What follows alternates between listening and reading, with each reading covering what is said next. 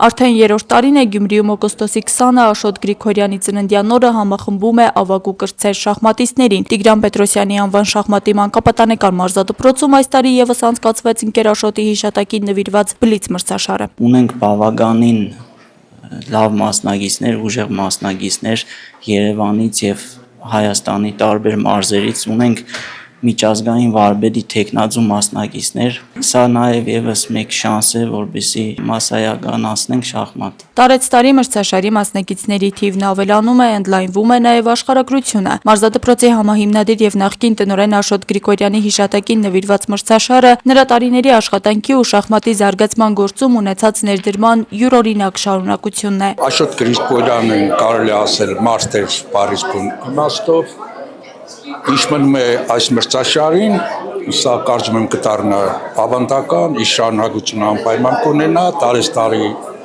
նաև կընդլայնվի մասնագետների աշխարհագրությունը։ Աշոտ Գրիգորյանի սերն ու նվիրումը շախմատի զարգացմանն ու մարզադպրոցի կայացմանը հիշում են թե նրա աշակերտները, թե գործընկերներն ու հարազատները։ Նույնիսկ ամենաբարդ ժամանակներում ընկեր Աշոտը գիտեր ինչի համար եւ ինչպես պետք է պայքարել։ Ընկեր Աշոտը քաղաքում ճանաչված, հարգված անձնավորություն էր, այնպիսի անձնավորություն էր, որի համար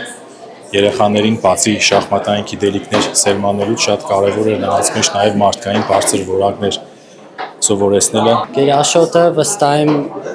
ես հիշում եմ միշտ նման մրցաշարեր ինք ցանկանում էր տեսնել, որ տարբեր խաղացողներ ունենանք ուժեղ տարբեր քաղաքներից եւ այդ առումով վստահ կարող եմ ասել, որ մրցաշարը հաջողված է։ Այս տարի մրցաշարին մասնակցեց շուրջ 80 շախմատիստ, տարբեր տարիքային խմբերում անցկացված պարտիաներն անցան թեժ, բայց միևնույն ժամանակ ընկերական պայքարում։ Ոչ մենակ Գյումրիից, այլ նաև հանրապետության տարբեր մարզերից, նաև մայրաքաղաք Երևանից ուժեղ շախմատիստներ են խաղում այս մրցաշարում։ Մրցաշարի նկատմամբ տարեցտարի աճող հետաքրքրությունը ըստ Հայկ Գրիգորյանի լավագույն վկայությունն է, որ ընկեր Աշոտի հիշատակը շարունակելու է միավորել շախմատային ընտանիքը։ Մրցաշարի ավարտին մասնակիցները պարգևատրվեցին, իսկ առաջին 3 հորիզոնականները զբաղեցրած շախմատիստները ստացան նաև դրամական մրցանակներ։ Աստղիկ Խաչատրյան, Խանո Վանեսյան, այսօր։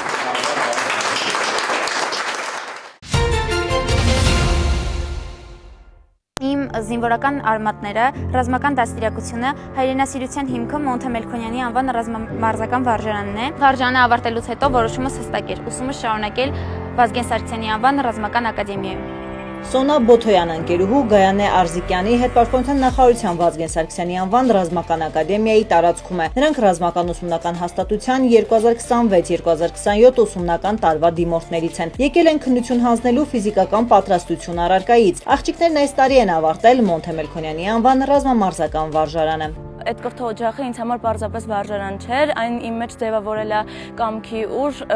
բնավորություն եւ այս գործի հանդեպ գիտակցումը։ Հիմա այդ նույն հպարտությամբ ընդունվում եմ Վազգեն Սարգսյանի անվան ռազմական ակադեմիա, ուզում եմ արժանի լինել հայրենիքի սպայի կոչմանը, ինչպես եւ արժանացա Մոնթեականի կոչմանը։ Վարժանին շատ բան է տվել եւ վստահ եմ ակադեմիան նույնը կտա եւ հետագայում կարող եմ դառնալ հայրենիքի լավագույն հրամանատար։ Մինչև քննության ներկայանալը բոլոր դիմորդները նախանցնում են բժշկական փորձաքննություն, ռազմաուսումնական հաստատություն ընդունվելու համար պիտանի ճանաչվելուց հետո միայն նրանք կարող են մասնակցել ակադեմիայում կազմակերպվող ընդունելության քննություններին։ Հրանգավորումից հետո մեկնարկն ազդարարվում է արական սեռի դիմորդներից հետո հերթը աղջիկներինն է։ Նրանց մեծամասնությունը գրանցում է գերազանց արդյունք։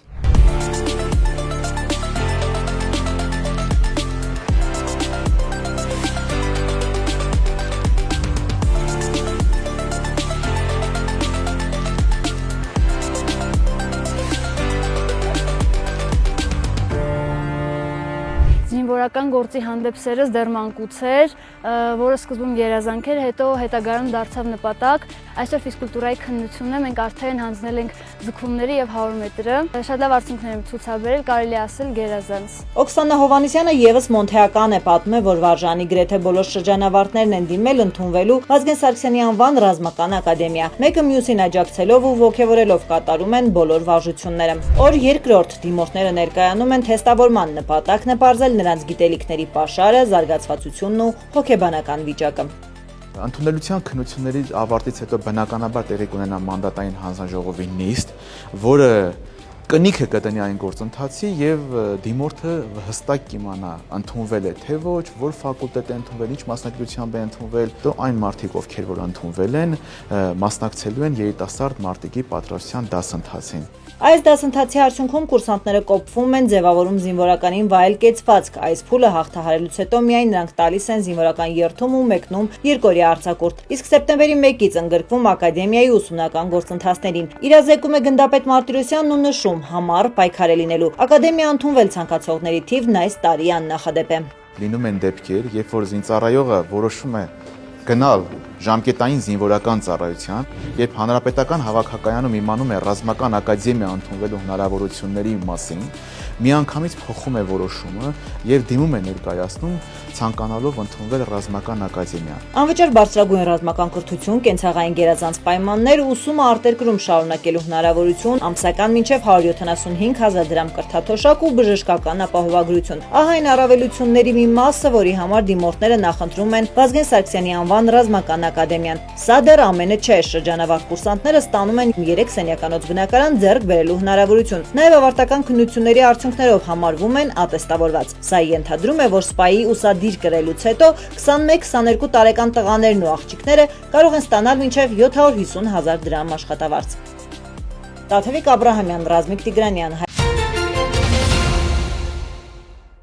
Զվարթնոց օդանավակայանում շուտով E-Gate ավտոմատացված համակարգեր կներդրվեն։ Դրանք ինքնասպասարկման սարքեր են։ Սահմանը հատող անձը սկանավորում է անձնագիրը, անհրաժեշտ դեպքերում մատնահետք տրամադրում, նկարահանվում, ինչից հետո մուտքը բացվում է։ Տվյալների on-line ստուգում է տեղի ունենում եւ դարպասը բացում է դռները ավտոմատ տարբերակով։ Այս ամենը որպես կանոն տևում է 20-ից 30 վայրկյան եւ ստացվում է, որ բավականին հերթերի կառավարմանը աջակցող process է։ Տարբեր երկրների սահմանային անցման կետերում գործում են այս համակարգերը։ Հայաստանում նախատեսվում է մինչև տարեվերջ տեղադրել դրանք։ Այն մեծ հավանականությամբ կսինխրոնիզացվի կենսաչափական համակարգի ներդրման հետ եւ մենք նոր սերնդի փաստաթղթերը արտադրելիս կունենանք նաեւ դրանց օգտագործման այս նորարար տեղը, այսպես ասած, սցենարը, թե որտեղ զգացնել կտան իրենց այս էլեկտրոնային կրիչ պարունակող նոր սերնդի փաստաթղթերը։ Ինչպես է աշխատում համակարգը, Դավթյանը մանրամասնում է։ Ձեռք համագործակցում ենք ազգային անվտանգության ծառայության հետ, նաև կա տվյալների ստուգում բնակչության պետական ռեգիստրի հետ, որոշակի փուլում մենք դա ապահովելու ենք, իսկ երկարաժամկետ ու մշտական լուծումը իհարկե քաղաքավիացիայի միջազգային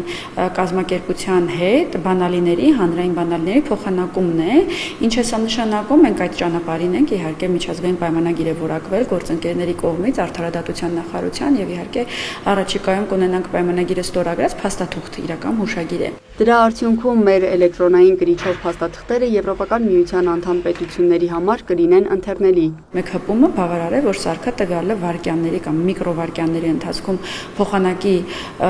բանալիների բաց ենթակառուցվածքի ինֆորմացիայի հետ եւ ուղղակի սարքը ճանաչի այն որպես վավեր։ E-Gate-ի ներդրման դեպքում սահմանապահներից մի քանիսը իրենց տեղը կզիջեն նոր համակարգերին։ Սկզբնական փուլում անձը կկարողանա թե սահմանապահին մոտենալ, թե E-Gate-ի միջոցով անցնել ստուգումը։ E-Gate համակարգերի հետևում եւս կա սահմանապահ, որը առաջին հայացքից տեսանելի չի լինելու սահմանահատողի համար, բայց դրանք նախատեսված են հեռավար կառավարման համար։ Մինչև 2028 թվականը նախատեսվում է օդանավակայանի թողունակությունը անգամներով բարձրացնել, հնարավորինս ընդլայնելով E-Gate համակարգերը, իսկ մինչև 2027 թվականի կեսը նախատեսվում է այդ համակարգերը տեղադրել սահմանային անցման բոլոր կետերում։ Պայմանագիրը ներառում է նաև ցամաքային ճանապարհով տրանսպորտային միջոցների անցման համար, դա իհարկե շատ ավելի մեծ ենթակառուցվածք է, ինչպես ծավալով, այնպես էլ ծրագրային ապահովման։ 7-ամյա պայմանագրի շրջանակում նախատեսված է, որ 34 համակարգեր կհամալրեն սահմանային անցման կետերը։ Քանի որ E-Gate-ը Հայաստանի համար նորություն է, արդյոք այն հերթերի պատճառ չի դառնա, Դավթյանը պատասխանում է։ Օդանավակայանի թողունակությունը իրենց զգացնել է տալիս, անկախ այն բանից, որ սահմանապահը արագ եւ որակյալ սպասարկում է ապահովում, միևնույն է հոսքը որոշ ժամերի, հատկապես ժամանման սրահում այնքան մեծ է լինում, որ իսկապես սահմանապահի արագ աշխատանքը չի փրկում իրավիճակը եւ E-Gate-ը գալիս է լրացնելու այս բացը։ Թե երբ արդեն միայն E-Gate համակարգերը կգործեն, պարզ կլինի ընթացքում։ Մենք ունենք շատ խնդիրներ, օրինակ, երկհաղաքացիների պարագայում, երբ ելքը մի պետության անձնագրով է, մուտքը մեկ այլ պետության, հատկապես երբ օտար անձնագիրը ներքին օգտագործման է եւ չունի լատինատար գրություն, անձին նույնացնելը դժվար է եւ մենք իսկապես ունենք տվյալների անհամապատասխանության շատ խոցելի կետեր։ Որպեսզի հնարավոր լինի սահմանահատողի նույնացումն ապահովել, մարդու միջամտությունն անխուսափելի է, նշում է Դավթյանը։ Կան ցուցակներ, որոնցով եթե անձը անցնում է, օրինակ հետախուզվողների ցուցակը, Ինտերպոլը եւ այլն, կրկին իհարկե սահմանապահի միջամտություն է ենթադրվում։ Կամ էլ օրինակ սահմանապահը կարող է նկատել, որ քաղաքացու անձնագրի ժամկետները չեն համընկնում այն պետության պահանջներին, ուր պետք է մեկնի անձը եւ զգուշացնել այդ մասին։ Իր տիրույթում ինքը կարող է թույլ տալ, որ անձը անսահմանահատի, բայց ընդունող երկիրը թույլ չի տա մուտք գործել եւ ուղղակի կամ վիզայի արկայության ստուգում, այսինքն ելքի պարագայում մենք կարող ենք դա չստուգել, բայց մյուս երկիր մուտքի պարագայում վիզայի հետ կապված խնդիրը արդեն սահմանահատման խնդիր կառաջացնի մեր ուղևորի համար։ Դավթյանը հորդորում է քաղաքացիներին հաշվի առնել այս ռիսկերը, քանի որ ի-գեյթով սահմանահատումների պարագայում մարդկային գործոնը վերանում է, կարծում է, որ կլինեն իրավիճակներ, երբ անձն ինքը կնախընտրի մոտենալ սահմանապահին։ Լիանա Խաչատուրյան, Ժիրայր Հավետյան։ Միացյալ Նահանգներից նոր հայտարարություններ են հնչել Իրանի դեմ տնտեսական ճնշումն ուժեղացնելու մասին։ Ըստ ֆինանսների նախարար Սքոթ Բեսենտի, Վաշինգտոնը ծովային շրջափակման հետ միասին Իրանի դեմ կկիրառի պատմության մեջ ամենախիստ պատժամիջոցները, կենտրոնանալով տնտեսական միջոցառումների վրա։ Նրա խոսքով, եթե որևէ երկիր շարունակի բիզնես վարել Իրանի հետ, գումար փոխանցել, նավթ գնել, ապա ԱՄՆ ֆինանսների նախարարությունը եւ կառավարությունն իրենց ողջ հզորությունն ու ուժը կուղղեն նրանց դեմ։ Մենք կտապալենք այս ռեժիմը։ Ժամանակն է, որ մեր դաշնակիցները եւ մնացած աշխարհը որոշում կայացնեն։ Դուք կամ մեզ հետ եք, կամ մեր դեմ, շեշտել է Պաշտոնյան։ Բեսենթը հավելել է, առավելագույն տնտեսական ճնշումը միաժամանակ նշանակում է, որ ռազմական լայնածավալ հարվածների վերսկսում ամենայն հավանականությամբ չի լինի։ ԱՄՆ փոխնախագահ Ջեյդի Վենսը նույնպես տնտեսական ճնշումն անվանել է Իրանի դեմ պայքարի ամենաարդյունավետ գործիքը։ Նրա խոսքով ստեղծված իրավիճակի ֆոնին նավթի գներն ակնհայտորեն բարձրացել են, սակայն Վաշինգտոնին հաջողվել է բավականաչափ նավթ եւ գազ դուրս բերել Հորմուզի նեղուցով, ինչը գների նվազման առումով որոշակի արդյունքներ է տվել։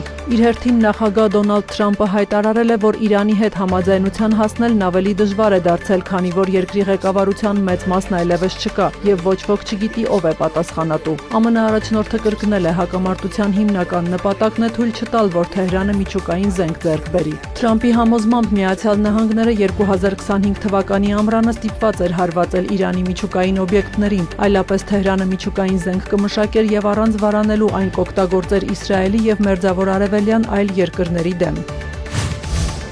Մոսկվան եւ Կիևը շարունակում են փոխադարձ հարվածները։ Ռուսաստանի պաշտպանության նախարարության հաղորդմամբ երկրի տարածքում խոցվել է ավելի քան 300 ուկրաինական անօդաչու թռչող սարք։ Զանգվածային հարվածների է ենթարկվել Պերմը։ Ըստ տարբեր լրատվամիջոցների թիրախավորվել է Լուկոյլի նավթավերամշակման գործարաններից մեկը, որը դասվում է երկրում 10 խոշորագույնների շարքին։ Ռուսաստանն էլ Ուկրաինայի ուղղությամբ արձակել է 135 ԱԹՍ։ Խարկովի մարզում կա 2 զոհ, 2 վիրավոր։ Սումիում նույնպես կան վիրավորներ։ Եվս մեկ մարդ զոհվել է Կիևում։ Վերջին մեկ օրվա ընթացքում Ուկրաինայի մայրաքաղաքում զոհերի թիվը հասել է 17-ի։ Օգոստոսի 21-ը Կիևում սգո օր է հայտարարված։ Հարվածների ֆոնին Ուկրաինայի նախագահի գրասենյակից հայտնել են, որ Կիևը պատրաստ է նստել բանակցային սեղանի շուրջ, լսել ամերիկյան կողմին, խոսել Մոսկվայի հետ եւ բերել իր փաստարկները։ Ներկայում սակայն ԱՄՆ-ի միջնորդությամբ բանակցությունները չեն շարունակվում։ Ավելի վաղ Կրեմլից հայտնել էին, որ հակամարտության կարգավորման հարցում լավատեսության հիմքեր չկան։ Իրաքն օրական մինչև 2.1 միլիոն բարել նավթ է արտահանում երկրի հարավային նավահանգիստներով, որոնք գտնվում են Պարսից ծոցի ափին։ Իրաքի նավթի նախարարության պաշտոնական ներկայացուցիչ Սալիմ Ար-Ռիգբարիի խոսքով օրական եւս 150,000 բարել հում նավթ է մատակարարվում համաշխարհային շուկա Թուրքիայի Ջեյհան նավահանգստով, որը գտնվում է միջերկրական ծովի ափին։ Պաշտոնյան տեղեկացրել է, որ Ջեյհանի միջոցով արտահանումն անշեղորեն աճում է, եւ նավթի նախարարությունը ձգտում է Թուրքիայի նավահանգիստ տանող նավթամուղի կարողությունը մեծացնել օրական մինչև 750,000 բարել։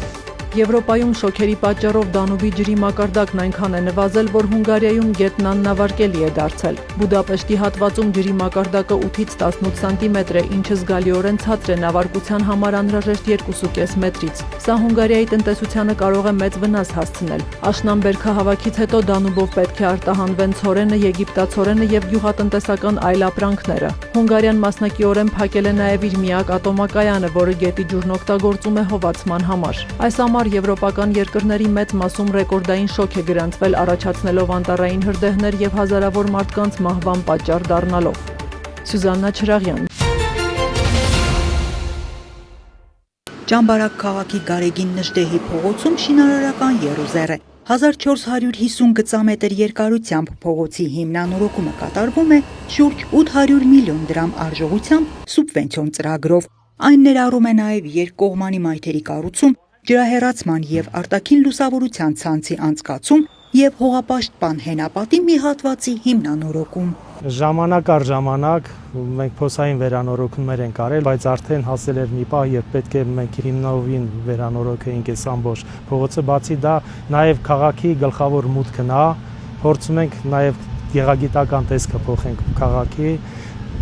Սրան զուգահեռ մենք նաև ծրագրի ավարտից հետո կանաչապատման ծառատնկման աշխատանքներ ենք իրականացնելու։ Փողոցի եւ ենթակառուցվածքների շինարարությունը մեկնարկել էր անցյալ տարվա նոյեմբերին։ Ավարտը նախատեսված է այս տարվա հոկտեմբերին։ Որոշ հատվածներում մայթերն արդեն սալիկապատվում են։ Լուսավորության ցանցը հիմնականում անցկացված է։ Աշխատանքների ավելի քան 50%-ը կատարված է։ Հողային աշխատանքներ են կատարել 40-ից 50 սանտի գրունտի հանում, հարթեցում,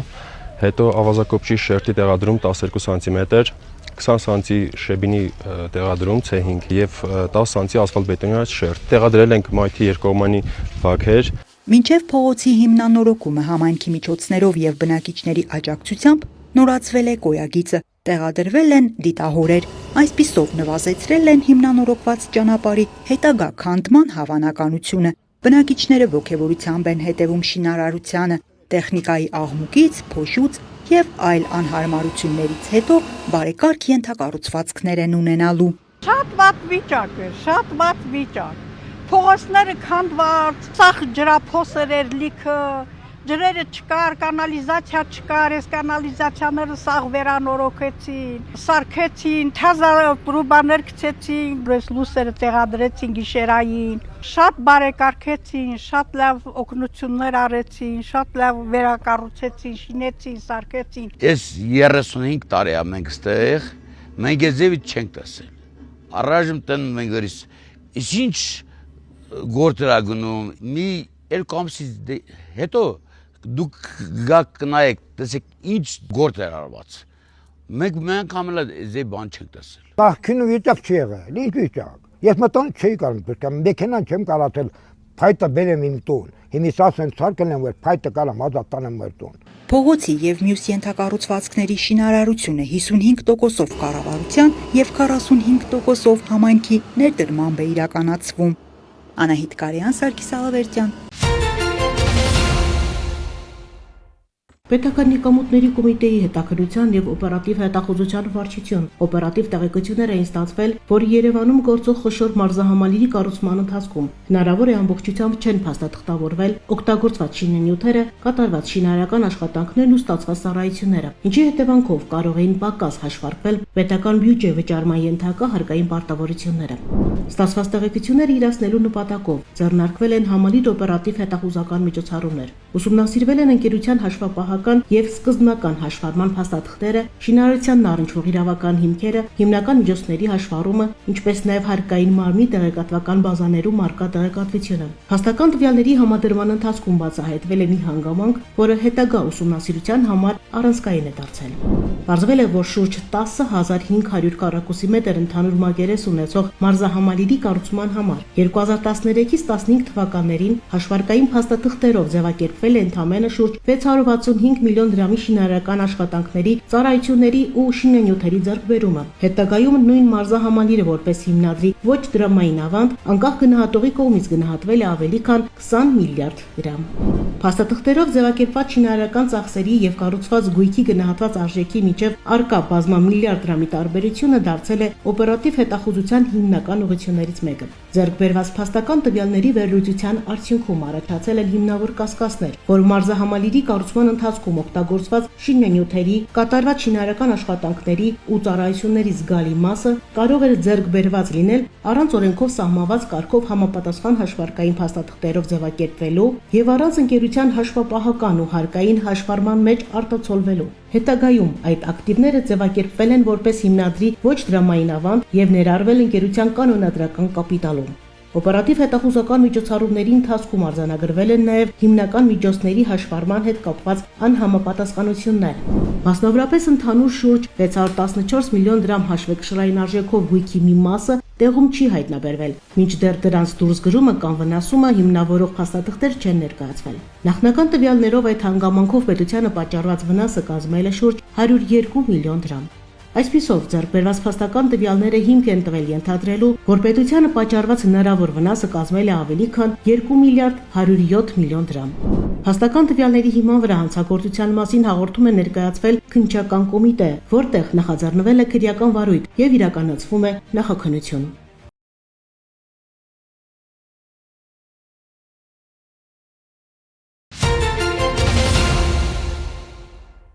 Ներքին գործերի նախարարությունում այսօր օգոստոսի 21-ին ներկայացվել են ներքին գործերի նախարարության փրկարար ծառայության 2026 թվականի առաջին կիսամյակի գործունեության արդյունքներն ու վիճակագրական տվյալները։ Մամուլի ասուլիսին հանդես են եկել ներքին գործերի նախարարի տեղակալի ժամանակավոր պաշտոնակատար Արմեն Մկրտչյանը եւ ներքին գործերի նախարարի փրկարար ծառայության տնօրեն ՆԳ նախարարի տեղակալի ժամանակավոր պաշտոնակատար Արամ Ղազարյանը։ Ասուլիսի առանցքային թեմաներից մեկը եղել է ՆԳՆ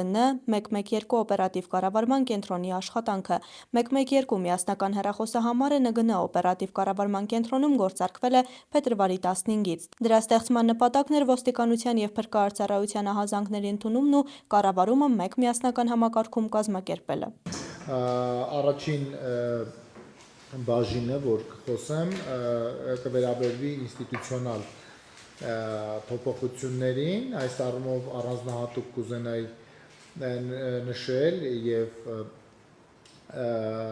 նշել օպերատիվ կառավարման կենտրոնի ձևավորումը, այս տարվա փետրվարի 15-ին գիտեք, որ միասնական օպերատիվ կառավարման կենտրոն ձևավորվեց ներքին գործերի նախարարությունում, ոստիկանության օպերատիվ կառավարման կենտրոնի եւ փրկարար ծառայության ճգնաժամային կառավարման ազգային կենտրոնի հենքերի վրա։ Ըստ էության այս միավորումը մեր քաղաքացիներին հնարավորություն է ընձեռել տարբեր վտանգավոր իրավիճակներում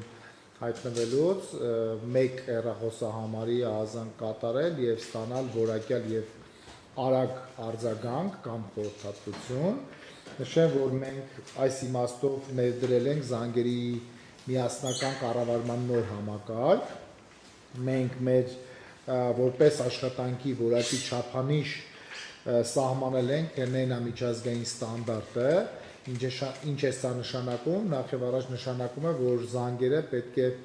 սպասարկվեն մինչև 15 վայրկյան ժամանակահատվածում։ Արամ Ղազարյանի ղեկավարած փրկարար ծառայության աշխատանքների շրջանակում շարունակվում է նաև տեխնիկական վերազինումը։ Փրկարար ծառայությունը նշել է, որ նոր տեխնիկան պետք է նպաստի օպերատիվ կարողությունների եւ արձագանքման արդյունավետության բարձրացմանը։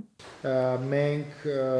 18 նոր հրշեջ փրկարարական տեխնիկա ենք ձեռք բերել, 6 նոր տրանսպորտային միջոցի մասով ունենք պայմանագիր։ Նշեմ նաև, որ Եվրոպական միության ֆինանսավորմամբ իրականացվող ծրագրի շրջանակներում առաջիկայում կունենանք նաև 10 Iveco մատնիշի հրշեջ փրկարարական նոր մեքենաներ։ Առհասարակ նշեմ, որ մենք այս փոփոխությունները իրականացնում ենք ժամանակակից եւ արդիական տեխնիկա ունենալու նպատակով եւ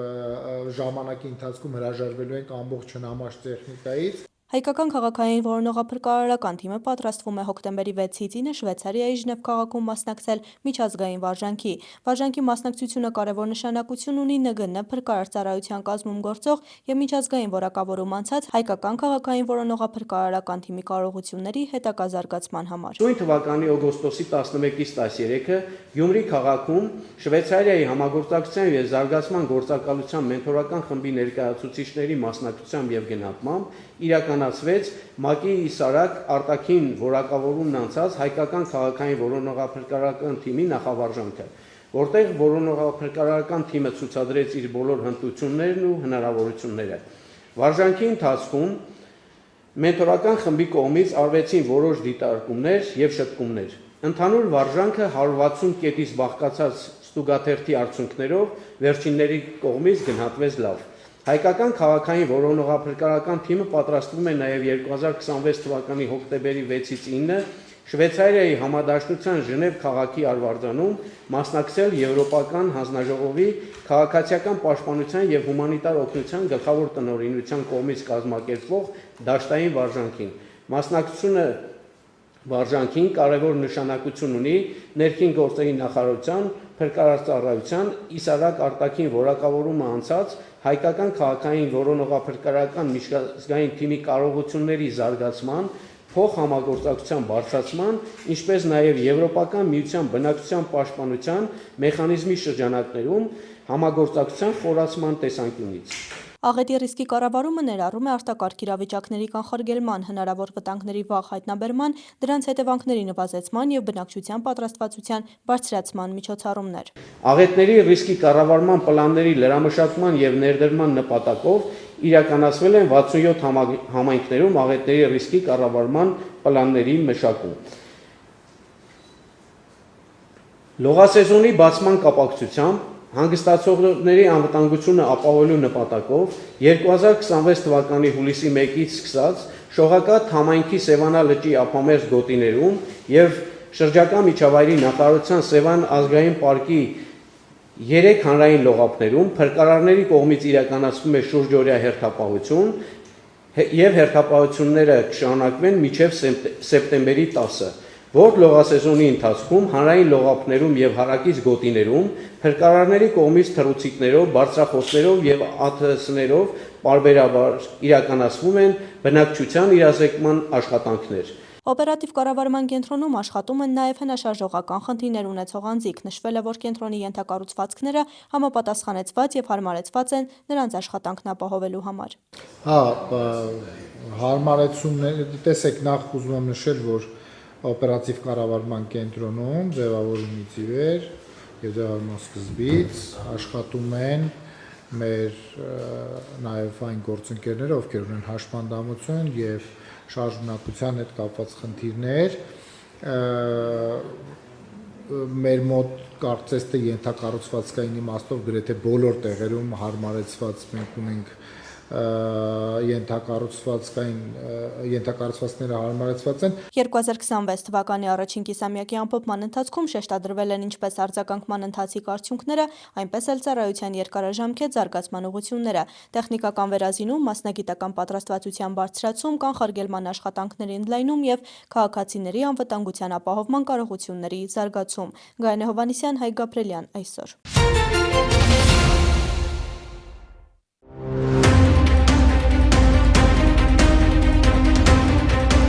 Առաջին հայացքից օրինական թվացող հրաձգարան, որտեղ պարբերաբար անցկացվում էին պարապմունքներ կիրառելով տարբեր զինատեսակներ, սակայն իրական պատկերը բոլորովին այլ էր։ Քրեական ոստիկանության գլխավոր վարչության Կոտայքի մարզային վարչությունում տեղեկություններ են ձեռք բերվել, որ Եղվարդ քաղաքի տարածքում գտնվող կազմակերպություններից մեկը զբաղվում է ապօրինի ձեռնարկատիրությամբ, առանց անպատասխան թույլտվության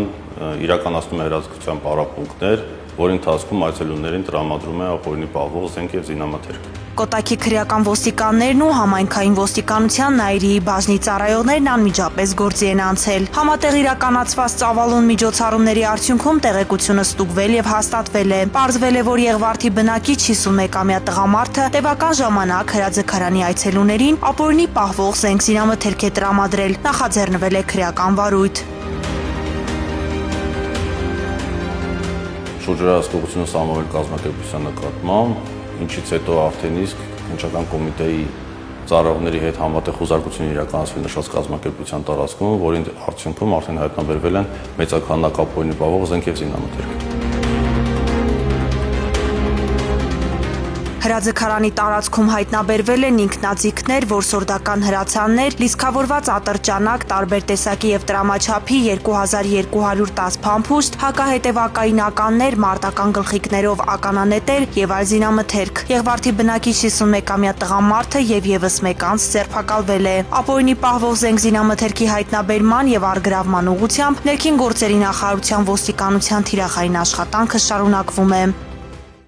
Օգոստոսի 14-ին ժամը 11:45-ին ներքին գործերի նախարարության 112 օպերատիվ կառավարման կենտրոն ահազանգ ստացվեց գողության վերաբերյալ։ Մայրաքաղաքի Վերնիսաժ բացօթյա տոնավաճառի պահեստից տարել էինք զարդեղենով ճամպրուկ։ Քրեական ոստիկանության Երևան քաղաքի վարչության սեփականության դեմ ուղղված հանցագործությունների դեմ պայքարի բաժնի ծառայողները շտաբ մեկնեցին դեպքի վայր։ Պարզվեց, որ ժամը 9:35-ից 45 ընկած ժամանակահատվածում պահեստից գողացել էին $50,000 արժողության արծաթե զարդեր։ Կենտրոն եւ Նորք մարաշվարչական շրջանների քննչական բաժնում նախաձեռնվեց քրեական վարույթ։ Ձեռնարկված օպերատիվ հետախուզական միջոցառումների արդյունքում քրեական ոստիկանները պարզեցին, որ գողությունը կատարել է Մայրաքաղաքի ներքին Ջարբախի 43-ամյա բնակիչը, որն էլ ահազանգից ժամեր անց ժամը 17:10-ին հայտնաբերվեց իր տան մոտ, ձերբակալվեց եւ գողացված ճամպրուկով հանդերձ տեղափոխվեց վարչություն։ Նախաքննությունը շարունակվում է։